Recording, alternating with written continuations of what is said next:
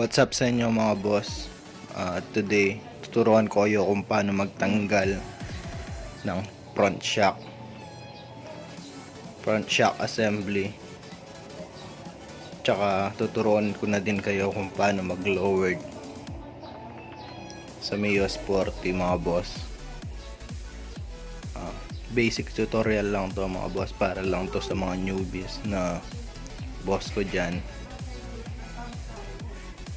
Yun lang mga boss. First step mga boss, kailangan natin tanggalin tong front cover.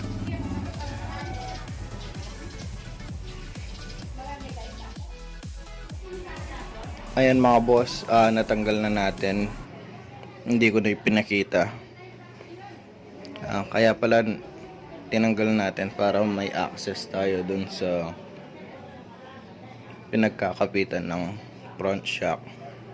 Ang kagandahan lang ng Mio mga boss is kahit hindi mo natanggalin tong front fender o tapalodo, hindi gaya sa Smash, kailangan pang tanggalin para ma-access yung bolt ng front shock mga boss. Ang technique ko pala dito mga boss, bago ko siya lagyan ng suporta sa ilalim, luluwagan ko muna yung sa front axle niya mga boss, at luluwagan ko rin ng konti, konting-konti lang mga boss, yung sa front shock bolt. Yun lang mga boss. Kanya-kanya naman tayo ng diskarte. Mas prepare ko yung ganito, mas madali siya mga boss. Gagamit lang tayo ng 14mm na socket at 17mm na socket.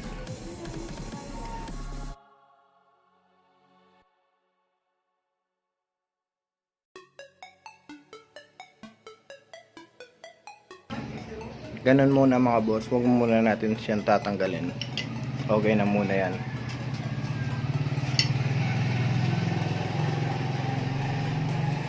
Pagkalagay ng suporta mga boss sa ilalim, doon natin siya tatanggalin pa.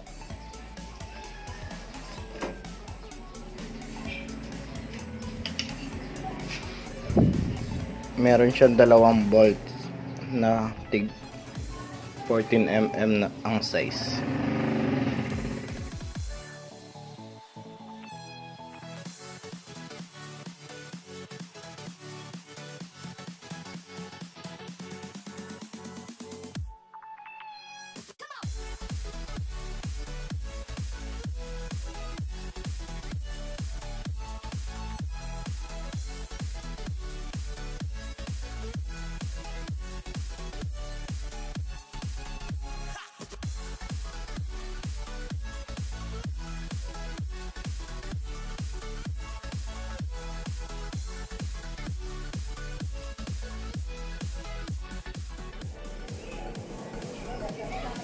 Ayan na siya mga boss. Kahit ganyan pala yung suporta ko, di naman matatanggal yan mga boss. Pwede na natin tanggalin yung mag sa harapan mga boss.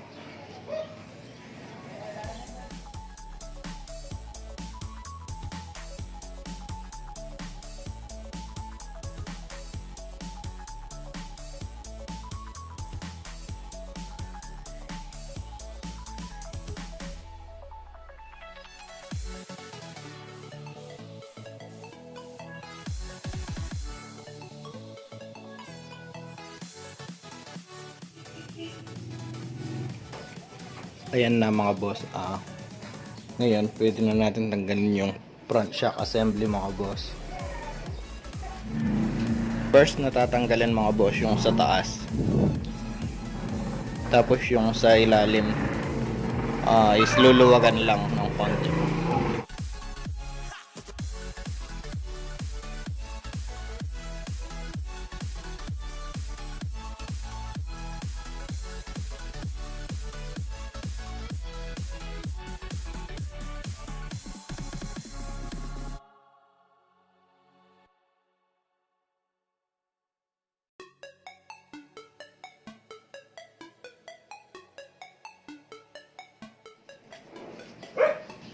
Ito na siya mga boss.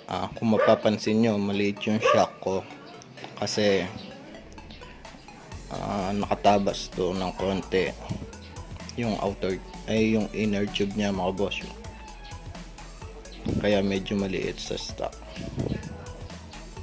Kaya kahit hindi ko na i-lower to, naka semi lowered na, pero ipapakita ko sa inyo kung paano mag lowered mga boss. Ganun lang din kadali magtanggal ng front shock mga boss. Ang pag lowered ng motor mga boss, o yung sa Mio o yung sa front shock natin mga boss, nakadepende pa din niya sa gumagamit mga boss, kung ano yung trip nyo. Bahala kayo doon mga boss. The more kasi na nalo-lowered yung motor natin mga boss, the more na nawawalan ng play yung front shock mga boss. Kaya kung lowered yung motor niya mga boss, asahan nyo na konting-konti lang yung play niya mga boss. Yun lang mga boss, ride safe. Tip lang mga boss, ang pagtingin ng play ng shock natin is pwede din dito mga boss. Ito yung dito siya parang sumasagad itong oil na to mga boss, yung dumi. Kaya pwede din tayo dito magbase mga boss, pero nasa sa inyo pa rin yan mga boss. Ako tuturo ko lang kung paano mag lower at magtanggal nito mga boss. Kabit na natin siya mga boss.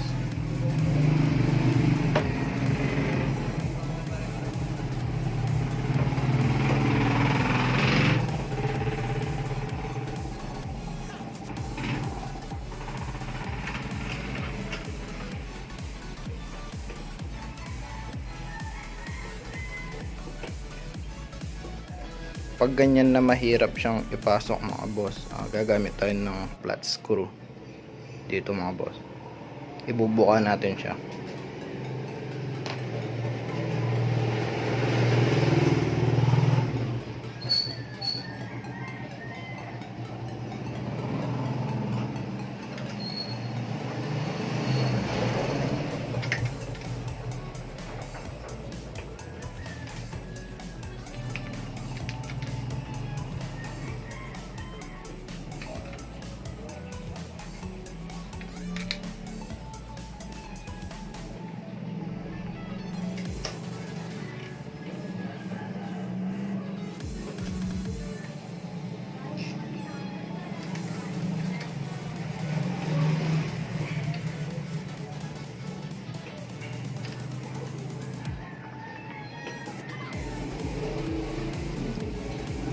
Ayan na siya mga boss. Example lang yan mga boss, kasi hindi naman ako maglo-lower ng ganyan mga boss, kasi nakatabas na nga yung inner tube ko. Kaya kahit hindi na ako mag-lowered mga boss, kasi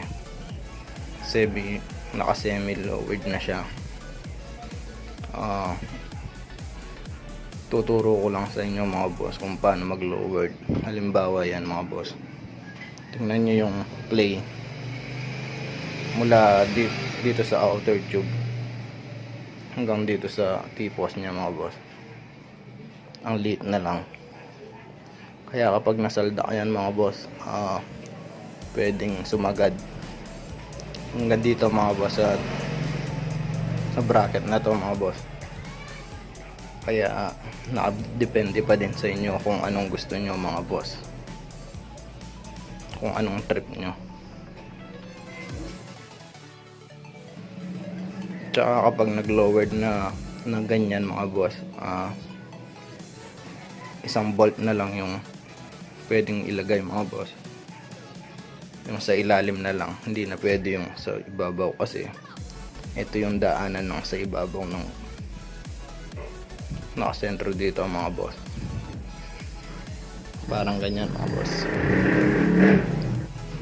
Kaya kapag nag-lowered kayo ng ganito mga boss, ganito yung magiging itsura ng bolt.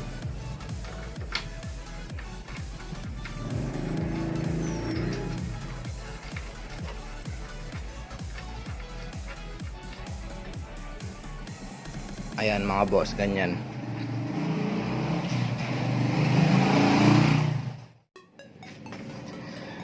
Extra tip lang pala mga boss, bago tapusin tong video tutorial na to mga boss. Para magpantay yung dalawang front shock natin, ang diskarte ko, hindi ko mini-measure dito mga boss. Ang ginagawa ko, itong butas na to, kailangan magpantay sila. Gagamitin natin yung axle mga boss, front axle, parang ganito. Yan, kailangan magtugma sila. Papakita ko sa inyo mga boss.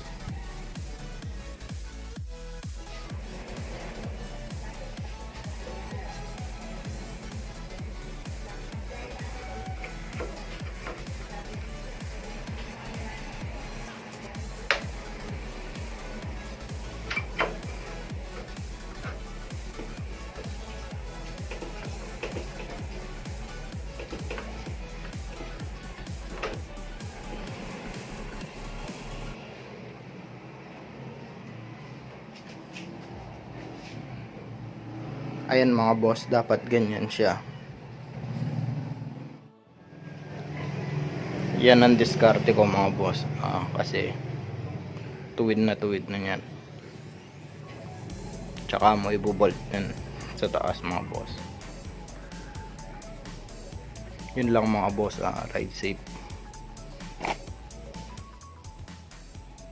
Eto na siya mga boss.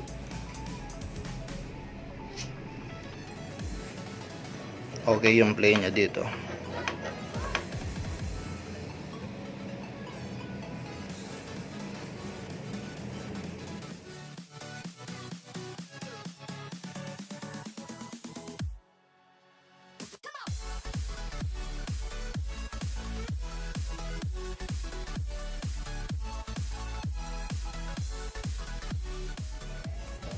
At kung bago ka pa lang sa channel ko mga boss, please like the video, comment na din kayo ng suggestion nyo, share the video para marami makapanood, at syempre subscribe na din kayo mga boss. Click nyo yung notification button para every upload ko ma-notify kayo mga boss. Yun lang, ride safe mga boss.